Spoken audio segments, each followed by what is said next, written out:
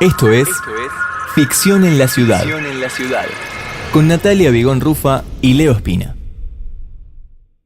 Está en comunicación telefónica cuando pasan 8 minutos de las 13 horas Raúl Cuello, economista y doctor en ciencias económicas.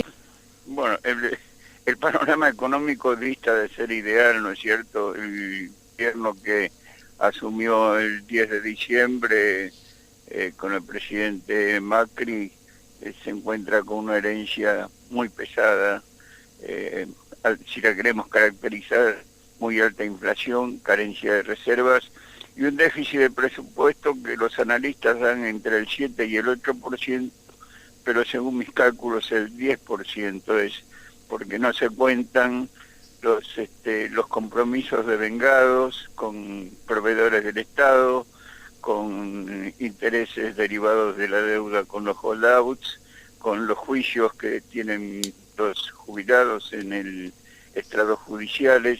En fin, es un panorama ciertamente muy difícil, con un nivel de actividad económica bajo y para peor, si queremos agregar algo, sin mayoría en las cámaras como para tomar decisiones. Por eso está buscando consensos con los gobernadores y los distintos estrados políticos, como en la provincia de Buenos Aires, la gobernadora Vidal con los intendentes, ¿no?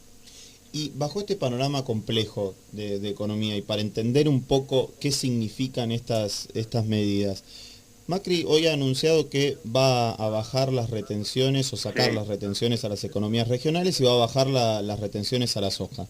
¿Qué impacto produciría esto en el cotidiano de la gente? Para entenderlo un poco más y traerlo un poco más al cotidiano de la gente. Digo, ¿esto va a cambiar en algo el bolsillo del trabajador o va a seguir siendo todo igual y realmente esto tiene que ver con la macroeconomía? No, es muy buena la pregunta. Es un impacto dual. Desde el punto de vista del productor, como va a mejorar sus ingresos, va a incentivar la producción. Pero todos sabemos que el incentivo a los ingresos de los productores se va a producir vía precios, ahora por eliminación de retenciones y en pocos días por la devaluación, y esto va a impactar sobre el bolsillo de los trabajadores. Es decir que en economía uno trabaja con una frazada que no alcanza a cubrir todo el cuerpo, ¿no? Si cubre una parte, descubre la otra, y en este caso particular, la eliminación de las retenciones, que era una medida necesaria, impacta sobre los ingresos de los trabajadores y sobre los ingresos de las finanzas públicas, porque indudablemente con mayor producción habría mayores retenciones y esos ingresos no habrán de producirse. Claro está que si seguíamos con los ingresos habrían de ser cero porque la producción es prácticamente inexistente en las economías regionales sobre todo. Va a ser un incentivo muy grande para el año que viene, para la siembra de trigo, para la siembra de maíz, para la siembra de cebada, de todos los cultivos en general, y bueno, esto es lo que el país también necesita para fortalecer sus ingresos de divisas. No únicamente hay que pedir divisas a los acreedores, sino hay que generarlas con el propio esfuerzo, ¿no? Ahora, el propio esfuerzo lo tiene que hacer todo el país, los productores produciendo y los consumidores ajustándose un poco el cinturón. No hay otra realidad, y esto dicho sin eufemismo, ¿no? Ahora, desde la mera... desde el mero no conocimiento de cómo se manejan estas cuestiones a nivel económico, si yo pienso, bueno, le van a sacar las retenciones a un productor a la carne, por ejemplo, entonces eso al productor le va a costar menos, en consecuencia yo cuando voy a la carnicería tendría que pagarla menos. ¿Esto es así o no? Bueno, en el tema particular de la carne se produce un caso muy especial. Las medidas del gobierno anterior crearon un desincentivo muy grande a la producción, a punto tal que hoy el stock de novillos, que tendría que ser de 6 millones, es de 3 millones únicamente. De manera que cuando se quiere abastecer al mercado doméstico y a la exportación, bueno, no alcanza para las dos cosas. Pero además la exportación necesita novillos pesados, y esos novillos pesados al productor no le convino hacerlos nunca, porque llevar un novillo a 450 o 470 kilos supone por lo menos 3 años de tenerlo en el campo alimentándolo, y con los precios que se tenían, indudablemente no era rentable la actividad. Ahora va a ser rentable. Cuando se produzca novillos de la naturaleza que yo le estoy diciendo, vamos a tener carne para exportación y vamos a tener más carne para el consumo doméstico, que es algo que no entendió Kirchner. Kirchner creyó que cerrando la exportación tenía más carne para el mercado doméstico, y no es así, porque para exportación se requieren los cuartos traseros, que son los que valen más, y quedan para el consumo doméstico los cuartos delanteros, que son calzados, faldas, cortes delanteros, en fin. Pero no entendían nada de economía, y no entendían nada de economía agropecuaria. La culpa ahora tiene que estar pagando el consumidor. La carne, hay que estar en el campo para darse cuenta que se ha producido una verdadera revolución en materia de precios, porque los productores ahora ven un panorama alentador, pero ¿cómo reaccionan? En lugar de mandar las terneras al mercado, las retienen para ser las madres. Y al retenerlas para ser las madres, hay menos oferta de carne, y al haber menos oferta de carne, indudablemente el precio aumenta. ¿La solución cuál es? Y acudir a los sustitutos, pollo, cerdo, lanara, es decir, otro tipo de carnes. Es la respuesta que le dio Uruguay a esta problemática, y ha convertido a Uruguay en uno de los principales países exportadores del mundo. Y con el resto de los alimentos, al momento de ir al supermercado, ¿los precios van a aumentar, van a continuar igual? No, los precios han aumentado ya, yo diría de una manera casi preventiva. No podemos desconocer que en realidad la competencia en Argentina no existe, los empresarios no saben competir. Al tener la economía cerrada, usted no compite con ninguna parte del mundo, y los precios los ponen ellos a cómo entiendan que va el mercado. Por ejemplo, en materia de lácteos, usted tiene 3 o 4 usinas que se ponen de acuerdo y manejan los precios. Y contra eso, que tiene 200.000 productores lecheros, tienen que abastecer a esas usinas y no fijan precios. Lo que usted dice es cierto, y creo que ahí el gobierno tiene que trabajar y mucho para aumentar los márgenes de competencia, porque en algunos productos es una vergüenza. Una experiencia personal: el año pasado compraba un pan dulce a 54 pesos. Póngale que hubiera aumentado con el precio, con la tasa de inflación, 30%, tendría que estar en 69 pesos. Bueno, yo lo pagué 98. ¿Y qué justifica que hayan aumentado en esa magnitud? No, la especulación del que lo hace, nada más. Pero le voy a dar otro caso, el del trigo. Yo soy productor de trigo, y resulta que hace 4 años vendimos trigo a 4.000 pesos la tonelada. En ese momento se fijó el precio de la harina. Hoy estamos vendiendo trigo a 900 pesos la tonelada, es decir, 4 veces menos. Y sin embargo la harina la han aumentado. ¿Y qué explica que la harina la hayan aumentado? Ahora, en el pan, la harina es el 15% de los insumos. ¿Qué justifica que el pan esté el precio que está? Se ponen de acuerdo los panaderos en la corporación de ellos y fijan el precio que se les ocurre. ¿Y cómo se puede hacer para poder intervenir esto y que esto no siga sucediendo?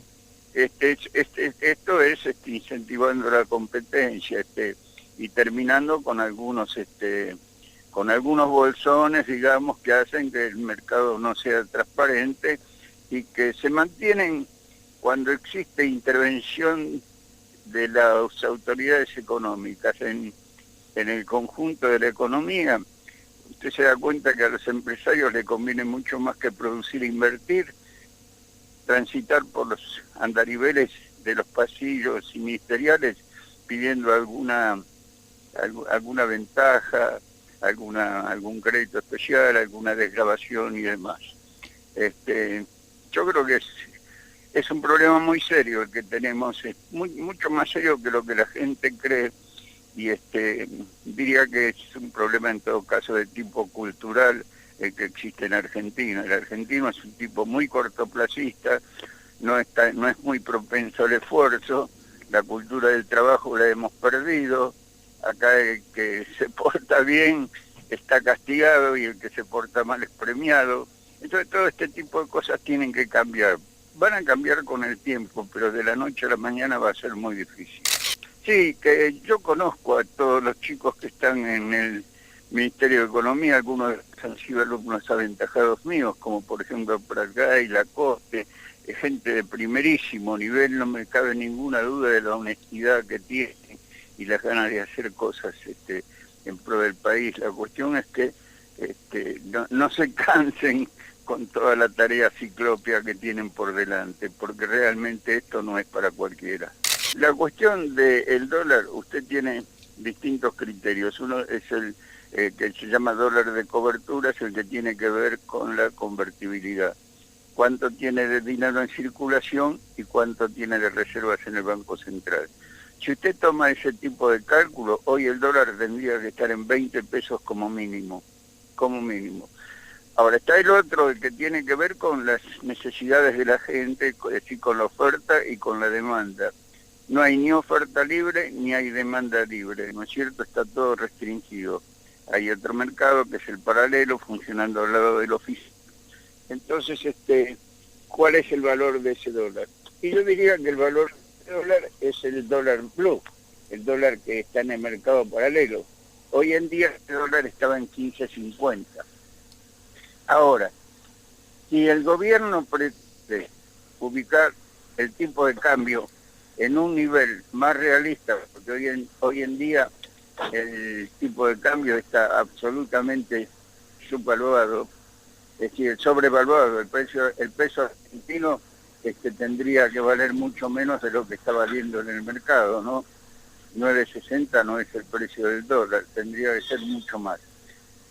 Si el gobierno lo pone a 13 o 14 pesos, como dicen algunos, no lo va a poder aguantar, porque ya está descontado en el nivel de precios actual un tipo de cambio más alto. Yo le voy a dar una cifra para que usted tenga idea de magnitudes. En el mes de mayo del año 2003, si usted toma todos los precios en promedio, los precios subieron 10 veces. Sí, más o menos.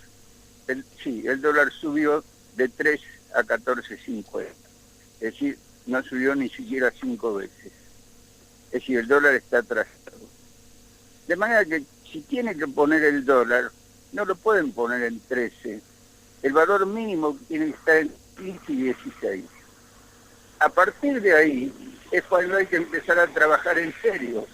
Porque si usted sigue teniendo el déficit de presupuesto que tiene y lo tiene que alimentar o con endeudamiento o con emisión, entonces está llenando la plaza de pesos para financiar un gasto que es antiático y por supuesto ineficiente, ¿no? Entonces el dólar se va a depreciar rápidamente. Así que no sé qué de modificar el tipo de cambio para distintas. ¿Sí? Requiere al mismo tiempo empalmarlo con una política fiscal muy dura que dé pie a los operadores económicos a que se crea que no se puede seguir, Argentina no puede seguir con un gasto público del 48% de su Producto Bruto. Es una mochila muy pesada para el sector privado de la economía. Usted calcule que de 100 que sean los recursos en la economía, 48 los lleva el gobierno, le quedan 52 a la actividad privada. Esos 52 tienen que financiar sus propios costos de producción y además los costos de producción del otro 48% restante. Entonces, este esquema no funciona. En términos históricos, la relación de gasto público a Producto Bruto en Argentina, antes del año 2003, era del 30%. Y ahora yo le estoy hablando de una cifra cercana al 50%. Esto es para denotarle en la forma que se ha descarrilado todo el sector público, con gastos con subsidios y naturalmente con asistencia social. Ahí hay que empezar a cortar, o por lo menos dar señales, y no se soluciona simplemente acudiendo al endeudamiento externo, porque usted con el endeudamiento externo, ¿qué hace? Solucionar el problema de coyuntura. Usted no puede liberar el tipo de cambio, no puede salir del cepo, si no tiene un nivel, digamos, de reserva entre 20 y 25 mil millones de dólares, ¿no? Pero usted se va a endeudar para liberar el mercado de cambio, usted no se va a endeudar para desarrollar la infraestructura o hacer crecer el país. ¿Se da cuenta? Es como una familia que está quebrada y que dice de repente, bueno, tenemos que seguir viviendo, no podemos dejar de vivir, vamos a pedir prestado. Y bueno, pero eso tiene patitas cortas, porque no hay deuda que no se pague ni plazo que no se cumpla. Ficción en la ciudad. AM810, Radio Federal.